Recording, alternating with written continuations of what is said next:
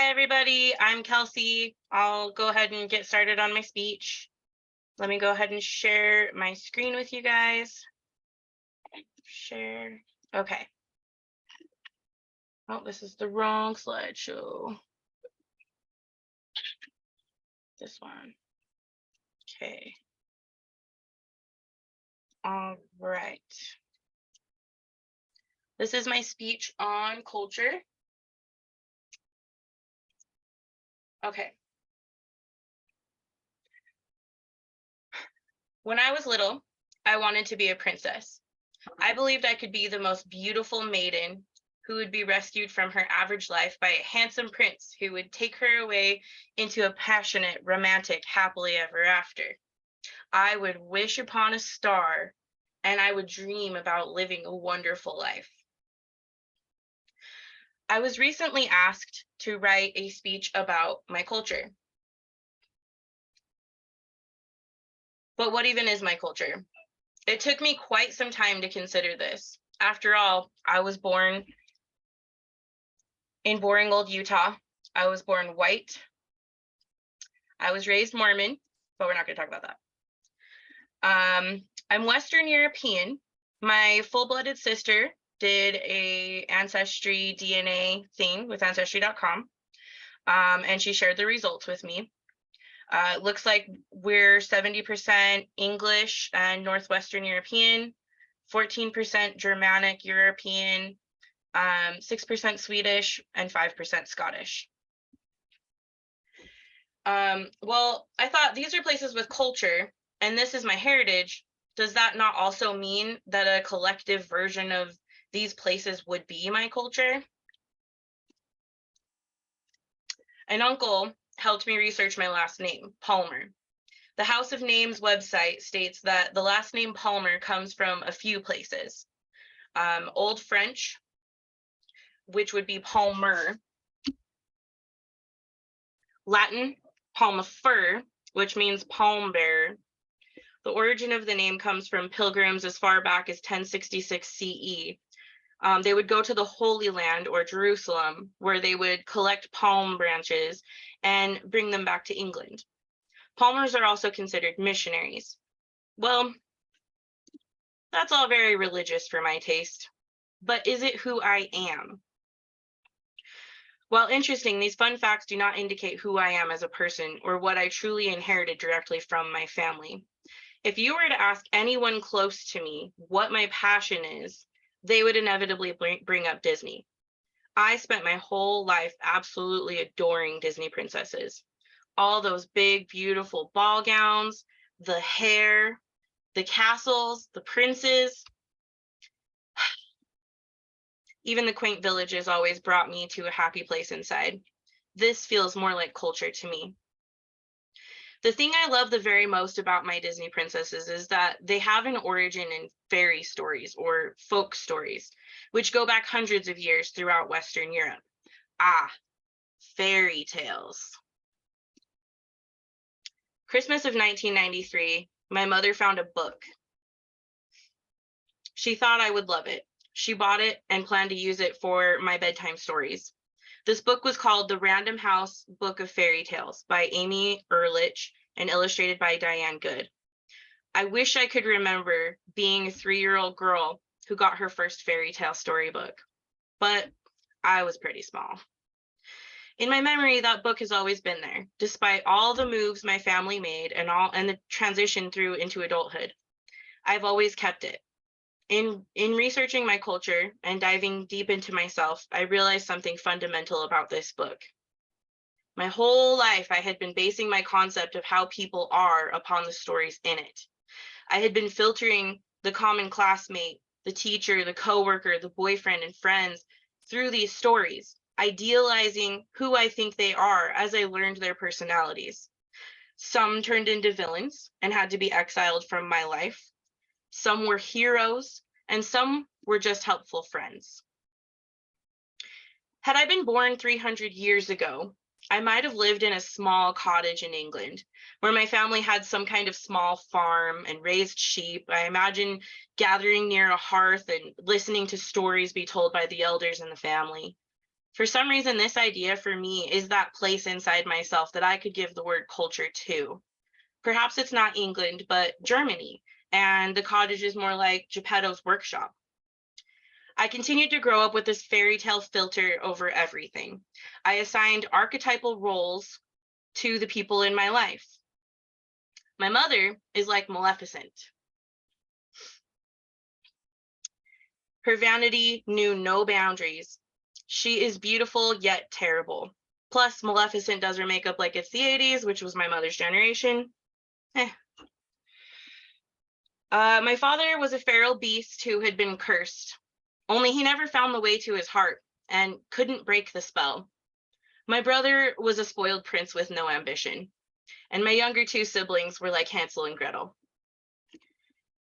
The book features a compilation of stories, which were originally published by the Grimm brothers, Hans Christian Andersen, Charles Perrault, and there was one story by a lady named Madame Le Prince de Beaumont. The author always stuck out to me because she had only one story in the title, Beauty and the Beast. When I was 1, Disney's Beauty and the Beast came out to theaters. My parents tell me that I wore out the VHS tape as a kid because I watched it over and over and over again. Belle looks like me. Maybe that's why I loved it. As I got older, I analyzed my love of this film more and more. I collected merchandise, clothing, statues, even Funko Pop dolls. Eventually, I got Paige O'Hara and Robbie Benson's autographs, who are the people who voiced Belle and Prince Adam, who you know as Beast. Because of my love for this film, I did research and discovered who made it. The first obvious character is Walt himself. Walt Disney was born in 1901 to a Dutch family in Chicago. He had a dream of being a famous cartoonist. He created one of the most prominent film studios in Hollywood. He was the first person to take folk tales and fairy stories and make them into pictures. He has an old silent film called Cinderella, for example. His first major motion picture was Snow White and the Seven Dwarfs, which came out in 1937. Snow went on to get Disney their first Academy Award and created its own category at the Oscars called animated film. But Walt died in 1966 and Beauty and the Beast came out in 1991, so Walt's only half the story. My biggest hero is Howard Ashman. Secondary to Howard is Alan Menken. These two guys were discovered in Broadway, New York, by Jeffrey Katzenberger, who was the head of animation at Disney in the late 80s. Howard and Alan had co-written a show called A Little Shop of Horrors, and Jeff just saw the talent for what it was. He hired them to come to Disney and save them from the bankruptcy state they were in. Their latest film, The Black Cauldron, had just tanked at the box office. They weren't sure how they would survive.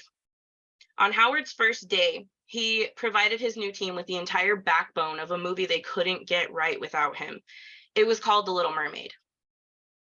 As we all know, the film went on to be a giant success. Howard and Alan wrote all the songs and handpicked the voice actors. Jodie Benson came from Broadway, where she had worked with Howard before. She has made a fortune on this one character in her life, and she's a very sweet person. I also have her autograph. Howard's next film was Beauty and the Beast. Just as he was starting production, he found out he had AIDS. Throughout the making of this film, his disease progressed. He put his soul into the film. I think it shows through. I could feel the passion coming through the screen even as a child. As an example, did you know that the mob song from the film is actually his commentary on the AIDS pandemic and how straight people treated gay people at that time? The mob song is from the perspective of the straight people who protested gay rights and used signs that said things like "God hates gays, that's why he made AIDS."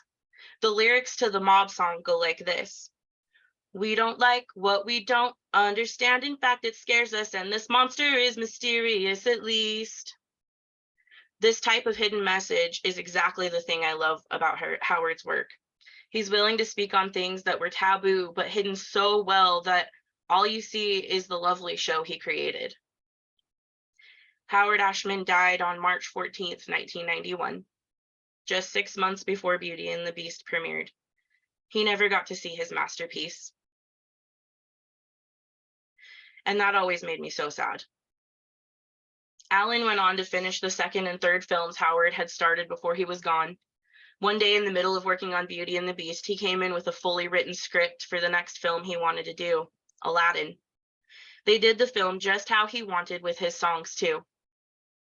The reason why I go into all of this history and share something with you so deeply important to me is that these films helped shape me as a person. I learned curiosity from Ariel. I learned kindness from Belle. I learned to stand up as a woman from Jasmine. I learned to love books. I loved to talk to strangers. I learned to be an empowered woman from these princesses. Yes, this is my culture. Perhaps we can consider it an American culture as I tie who I am into Hollywood films. Perhaps we can consider it an American culture as I tie who I am into Hollywood films I loved and felt connected to. My mother is also a big fan of films. Together, she and I used to keep up with the celebrity gossip. I couldn't tell you who the president was or the vice president, but I could tell you that Justin and Britney were never, ever getting back together. We didn't really watch sports, but we treated the Oscars like they were the Super Bowl. My mom would make snacks and print out the ballot. She used to have us bet quarters on each category's winner. One year, as sort of a joke, I decided to take my prom dress out of the closet and wear it for the Oscars. Me and one of my friends got all dolled up without my mom knowing and entered the living room like it was the red carpet. We waved to invisible people and smiled a lot. My mother was laughing till she had stitches in her side. Then we got real dramatic and told her, thank you, you like me, you really like me. It was truly a happy moment for me. So what is my culture? I think my culture is whatever I want it to be. I can be a princess in my own life, perhaps a queen since I'm a strong, independent woman now. I can choose my family instead of deal with the ones I was born into. I can be whoever I want to be. I can choose my family. I'm a person who brings good people together, who supports her people, who loves fiercely, who plays with and cares for all the babies around me. I am curious, kind, and strong. I am a woman. I am Kelsey. Thank you.